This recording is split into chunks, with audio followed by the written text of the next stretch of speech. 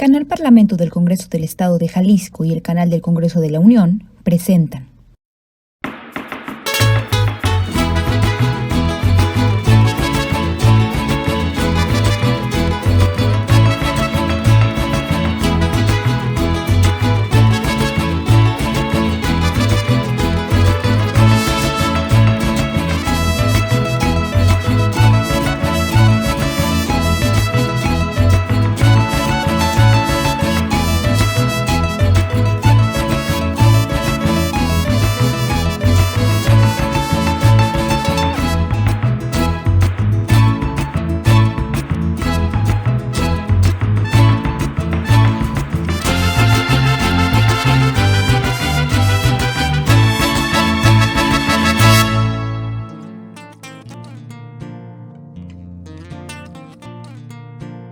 Los Altos de Jalisco y el nacimiento del charro. Todo comenzó con la llegada de 16 caballos en el periodo de la conquista. Estos fueron traídos por Diego de Velázquez y Hernán Cortés y desde entonces el caballo se ha vuelto muy importante en el continente americano y por supuesto en la charrería, deporte característico de la cultura mexicana. Los indígenas, durante el tiempo de la colonia, en casi todo lo que hacían eran menospreciados, vejados y juzgados con rigidez. Por tanto, siendo el caballo un animal muy útil en la conquista, le tuvieron gran estima y no fue fácil permitir que los recién conquistados los tuvieran, ni siquiera para amansarlos, pues se temía que descubrieran uno de los secretos claves en la lucha por la conquista y los derrotaran. Durante la colonia, los españoles y criollos eran conscientes del poder que tenía un hombre montado a caballo. Por eso, prohibían a los indígenas y a los esclavos aprender el arte de manejarlos. Sin embargo, con el paso del tiempo y con el incremento de las actividades económicas en las haciendas, minas y ranchos, se necesitaron buenos jinetes que inventaron nuevas estrategias para controlar mejor al ganado, además de que este había aumentado considerablemente. Es así como nace la charrería en México, cuya fama solo sería acrecentada con el paso del tiempo. Una de las primeras autorizaciones de que se tiene conocimiento, porque existe escrito, fue la otorgada por el marqués de Guadalcázar, don Diego Fernández de Córdoba, quien otorgó autorización por mandato del virrey Luis de Tobar Godínez al padre jesuita Gabriel de Tapia, procurador de la Compañía de Jesús, para que 22 indios montaran a caballo y así poder cuidar y pastorear más de 100,000 cabezas de ganado menor, pertenecientes a la hacienda de Santa Lucía, filial de la de San Javier, en el distrito de Pachuca, ahora estado de Hidalgo. Esto ocurrió el 16 de noviembre de 1619, en la primera mitad del siglo XVII. Ya se hizo también un evento que la gente acudía a ver. En varias haciendas hay un balcón principal que daba a los corrales y que aquí se le llama el burladero, y es donde las damas o los señores de las haciendas acudían pues a ver aquellas faenas y pues de alguna forma encontrar cierta diversión en las peripecias que pasaban los domadores o los montadores de las bestias o las faenas propias del campo. Jalisco tuvo ganado mayor. Había varios territorios u otros estados que tenían ganado menor. ¿El ganado menor cuál es? Pues el bovino, las cabras. Aquí hubo ganado mayor, entonces la gente en el campo tenían que habituarse al caballo, a la soga, al ganado, andar en los arreos, andar en las hadas, y también eso se derivaba culturalmente en los festejos, en los herrajes, en toda la conglomeración cotidiana, en la vida diaria, los arrieros que fueron muy importantes también para el comercio, y todo eso devino en lo del sombrero, lo de la charrería y evidentemente también, y aquí se funda la primera Asociación Nacional de Charros a principios del siglo XX. De acuerdo a la nueva documentación que se ha encontrado gracias al investigador, el maestro Claudio Jiménez Vizcarra, pues se podrá comprobar y afirmar que el tequila es de Amatitán y no es de tequila como tal. El punto es que existieron la venta de este vino mezcal y fue entonces que van a abrir los estanquillos y van a empezar a regular este comercio. Se van a poner una serie de impuestos para la venta y el consumo del vino mezcal. Pues de acuerdo a algunos historiadores, una vez que se logra regularizar todo eso, el primer año la hacienda de Guadalajara sube de 300 pesos anuales a la exorbitante cantidad de 3,000 pesos anuales. Y es cuando va a comenzar verdaderamente el desarrollo de Guadalajara. La vocación de Guadalajara siempre ha sido comercial. Si bien es cierto que estamos relativamente cercanos de las grandes extensiones de tierra donde se podía hacer la crianza de ganado, en los Altos de Jalisco, pues muchos de estos hacendados, de estos terratenientes, van a afincar sus viviendas propiamente aquí en la ciudad de Guadalajara. Y esto también va a permitir, para dar identidad a México, si ya tenemos el vino mezcal, insisto, mal llamado, popularmente llamado tequila, vamos a tener una segunda de las facetas que nos dan identidad, la charrería. Resulta que por la cantidad de ganado que se lograba reproducir en estas tierras, se tenía que trasladar al centro del país. Tenemos referencias que llegaban inclusive a arriarlo hasta Toluca, lo cual implicaba que todos los que se encargaban de mover este ganado pues tuvieran mucha habilidad, mucha suerte, no solamente montados a caballo, sino que supieran también lazar el ganado. Pero ¿qué ocurría en los momentos en que el ganado no se encontraba en condiciones como para hacer la mudanza de los animales? Pues evidentemente que estos charros tenían que entrenar parte de las suertes para entretenerse, de alguna forma para ir practicando. Y van a ser, para la mayor gloria de México y evidentemente orgullo de Jalisco, la tradición charra, los charros de Jalisco.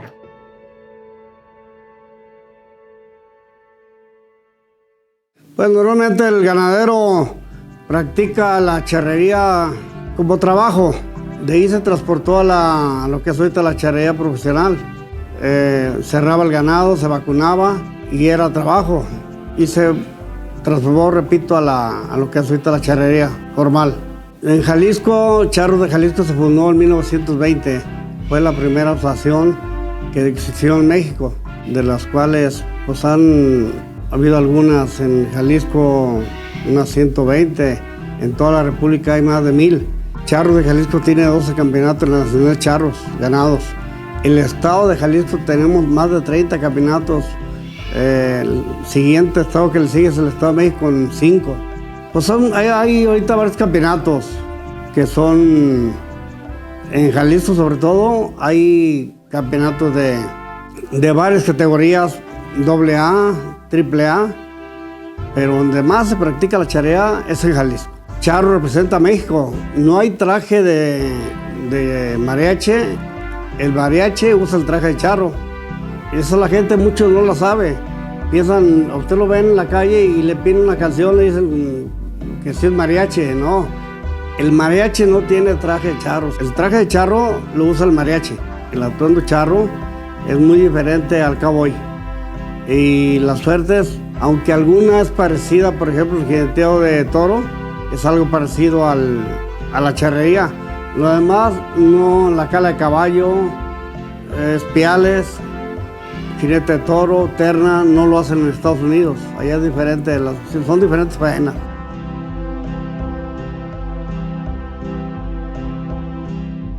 Con respecto a la ganadería, aquí, como lo que comentamos hace segundos, da inicio de que el transportar animales de todo tipo de índole, pues es lógico que se necesitaba el uso de caballos, el uso de reatas, de todos los implementos que, por ejemplo, aquí tenemos una muestra de ellos aquí dentro de este museo.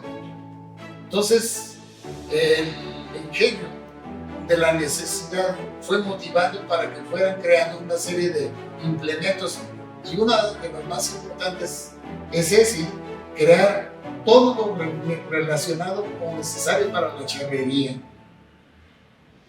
Un charro, pues es lógico, es una persona que sabe montar muy bien a caballo, que implementa, aparte del caballo, que la silla de montar, la reata, el sombrero, la forma de vestir, el calzado.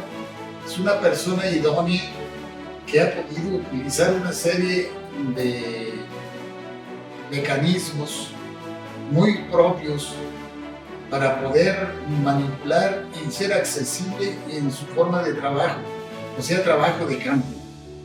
Para ello, pues, inventó, como les digo, la charrería, inventaron las lazadas, inventaron el famoso lazo de Chavinda, tan popular, aunque Chavinda es una población de Michoacán. Recordemos que de esa misma época, de 1862 a 67, fueron muy famosos los famosos chinacos de Michoacán. Esos personajes chinacos no eran unas personas, eran los charros de la región.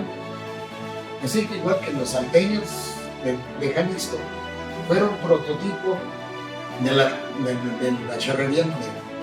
Fueron creando suertes, movimientos, cosas tan necesarias para poder manipular y poder manejar tanto a su caballo como a los animales que acarreaban o que arriaban.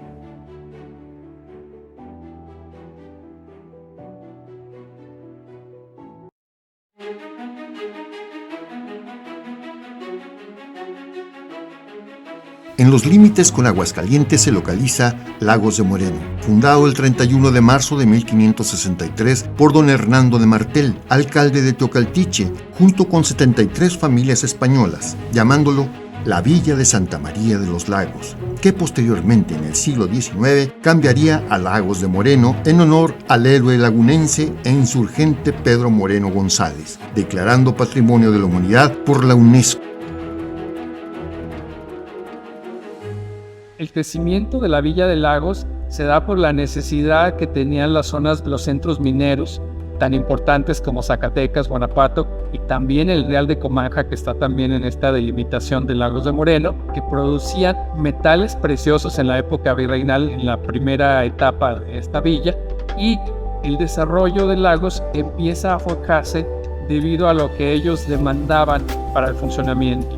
La madera, el carbón, las pieles, la grasa de los animales y también la carne. Es por ello que aparte de Lagos de Moreno hay pueblos de indios y también haciendas muy importantes. La parroquia de Lagos de Moreno, la primera, fue muy modesta, la del siglo XVI, era de adobe con techo de paja, porque obviamente los vecinos aún no habían resuelto su manera de vivir y no tenían casa propia. Posteriormente que esto se resuelve, inician con la construcción de una barroca más modesta, más pequeña, y en 1741 el padre Diego José Cervantes, el cura de Lagos, inicia con la construcción de esta parroquia de la Asunción actual, que es verdaderamente monumental y que se inicia con pretensión de ser una catedral. Son básicamente dos las manzanas del centro histórico en la que se eleva esta gran parroquia que hoy podemos ver. Mide 72 metros desde la base hasta lo más alto de las torres, 4.8 en el frente de la plataforma sobre la que está elevada, y todavía tiene 3,5 metros de cruces. Esto lo convierte en una de las más altas de México. A lo largo de estos 200 años de historia del Estado Libre y Soberano de Jalisco, Lagos ha tenido un papel preponderante, tanto en la historia desde la época virreinal y hasta el siglo XX. Tenemos importantes instituciones culturales como es el Teatro José Rosas Moreno, la Escuela de Artes y Oficios, el Liceo de Varones y el Liceo de Niñas, que hicieron que Lagos se considerara como la Atenas de Jalisco. Hemos sido a lo largo de esta historia también capital del estado de Jalisco, y también hemos dado héroes y hombres ilustres que le dan mucho lustre a nuestro estado y por supuesto a nuestro municipio y ciudad. Se cree que los salteños descienden de inmigrantes franceses. Sin embargo, los apellidos son casi en su totalidad de origen español. Los estudios de genealogía atribuyen que el fenómeno es producto de las prácticas endogámicas de los inmigrantes españoles durante la colonia. Es decir, los europeos que habitaron dichas regiones solo se reprodujeron entre personas con características semejantes. También se han comprobado las presencias de ancestros judíos sefardíes y portugueses. Tuvieron como centro o epicentro dos ciudades, Lagos de Moreno, que siempre fue importante, y otra muy relevante, San Juan de los Lagos. Ahí llegó a establecerse la feria más importante de México. ¿Por qué? Porque los filibusteros de Inglaterra, y aparte otros buques que no eran filibusteros, llegaban a lo que hoy es el puerto de Altamira, Tampico, desembarcaban mercancías y se venían por toda esa parte dorsal hasta San Juan de los Lagos, y ahí hacían la feria más importante, que además estaba exenta de alcabalas y gabelas por disposición de la corona.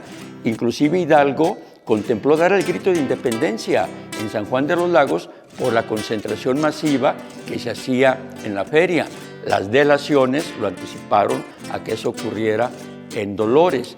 O podemos decir también que en la zona de la Ciénega de Chapala, los primeros españoles llegaron a lo que ahora es Ajijic.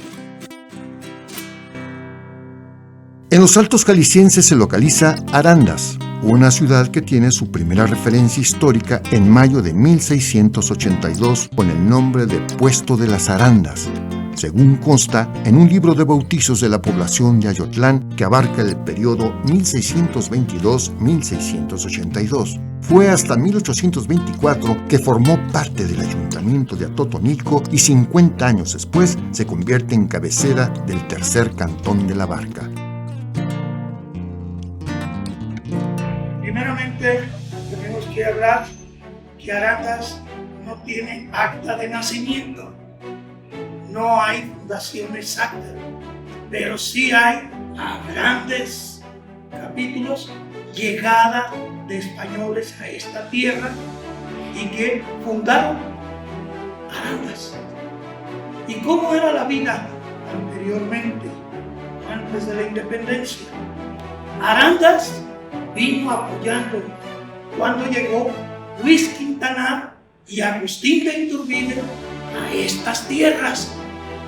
Ahí por 1814 tuvieron una reunión con Celestino Negrete, que es el primer presidente de la República, podríamos decir, en consejo.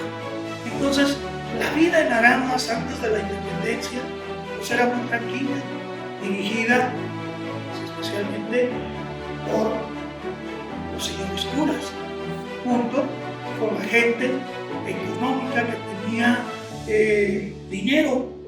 Bueno, especialmente toda la familia Camarena.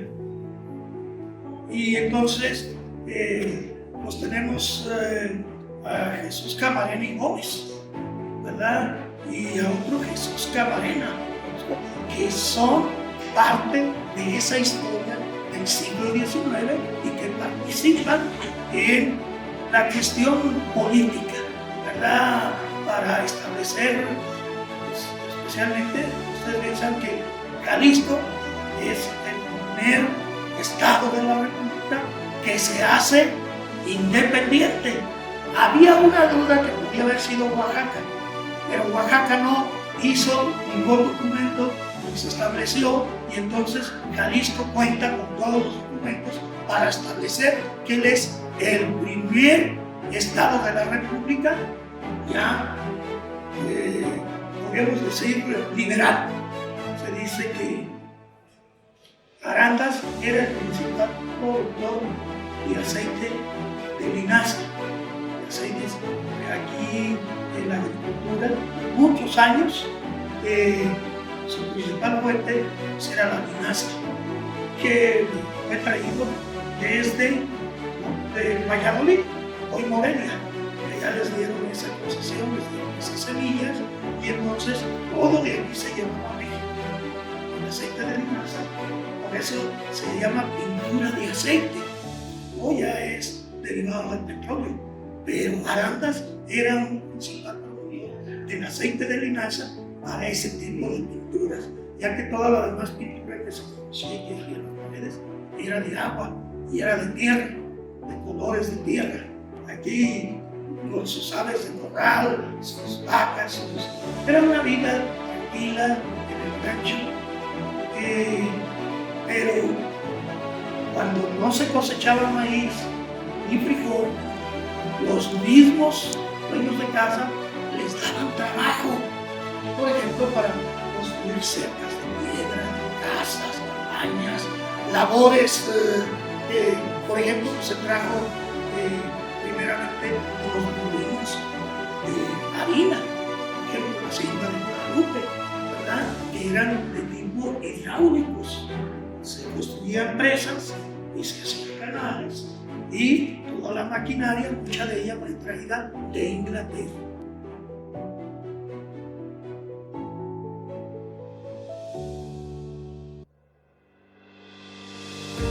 Tepatitlán es uno de los municipios pioneros en la Guerra de Independencia. Desde 1821 fue la primera población de la Nueva Galicia en adherirse al Plan de Iguala, lo que en un futuro beneficiaría en su relación con la República Federal. Bueno, la independencia de México aquí al inicio está documentado dentro del archivo histórico. 3 ataques que existieron y fueron tomados la ciudad de Tepatitlán por los independentistas. Ellos utilizaron los ataques para proveerse de materiales de alimentación. Todo esto surgió posteriormente a la derrota de Calderón, y por el año de 1811-1812 fue cuando se efectuaron estos 3 ataques. El licenciado José Antonio Romero fue un personaje aquí de la zona. Él fue oriundo de aquí de la escala de los Romero. Es una hacienda que fue una de las haciendas más importantes a finales de la colonia. Y él logra estudiar para abogado en la ciudad de Guadalajara, y ahí es donde tiene nexos políticos.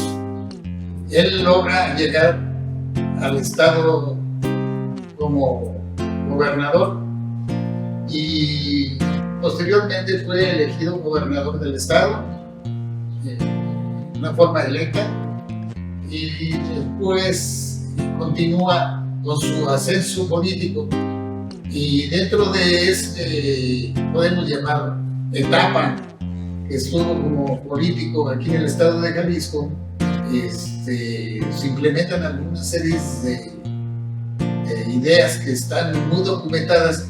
Fueron una de ellas iniciar con la Universidad de Guadalajara. Otra fue documentar un código civil para el estado de Jalisco. Otro de los hechos que surgieron también a su iniciativa fue que él logra comunicarse con personajes dentro de Veracruz y dentro de la Ciudad de México para poder establecer un departamento exclusivo para mejorar la educación entre la población, que era uno de los faltantes muy apremiantes que existía en esa época. Estamos hablando de los años de 1835, 36, por ahí. Y este señor, dentro de sus normativas, suponemos que aquí en Tepatitlán pudo influir bastante, y él posiblemente fue el creador de este archivo documental histórico de Tepatitlán. Está documentado aquí dentro del archivo histórico también. Este personaje fue un personajazo para nosotros. Benito Juárez, el licenciado Benito Juárez, siendo presidente de la Suprema Corte de Justicia de la Nación, y él llega a Tepatitlán a pasar nada más la noche. ¿Cuál es su sorpresa? Que siendo un lugar lleno de muchos conservadores, se encuentra con un grupo, podemos llamarlo mediano, de gente que lideraba también con sus ideas o comunicaba con sus ideas liberales. No eran recalcitrantes, pero eran algunos liberales moderados, podemos llamarlos así. Y entre ellos, pues estaba gente que fuimos, podemos decir, fieles seguidores a sus ideas. Y acordándose Juárez del apoyo incondicional que tuvieron al inicio de sus labores y travesías durante toda el conflicto de la época, que fue de 1862 al 67, durante la intervención francesa, se acuerdan y van con Juárez y le mandan un escrito, una carta solicitándole que Tepatitlán tiene y carece de muchas cosas muy elementales, pues que como fueron fundadas y hechas desde la época de la colonia, ya estaban todas o derrumbadas, caídas o muy destruidas. Una de ellas era el Palacio Municipal o Presidencia. Otra era la cárcel municipal. Una tercera era un hospital que, cuando se había iniciado la conquista, había surgido un hospital de indios, pero eso ya estaba totalmente derruido y nomás quedaba en la memoria la existencia de él. Por ese motivo, ellos se les ocurre y hacen la invitación personalizada de decirle que cuando fuera necesario que pudiera venir, y si si no pudiera, que por lo menos les pudiera apoyar con dar una donación de todos los bienes que habían sido expropiados aquí de Tepatitlán, para que se pudiera hacer una subasta y con ese dinero que obtenido de la subasta poder completar, terminar o construir lo que a futuro fue la presidencia municipal, la cárcel municipal, que fuera fundado o iniciado otra vez el hospital tan necesario para la ciudad, la población y la región, puesto que no había lugar. El lugar más cercano era transitar hasta Guadalajara. Entonces el licenciado Benito Juárez, pocos días antes de morir, firma la iniciativa de donación. Sebastián Lerdo de Tejada, posteriormente, unos meses después, es el que hace la entrega física de los documentos para que se pueda establecer la venta de esos bienes famosos que pertenecían como bienes eclesiásticos o bienes de manos muertas.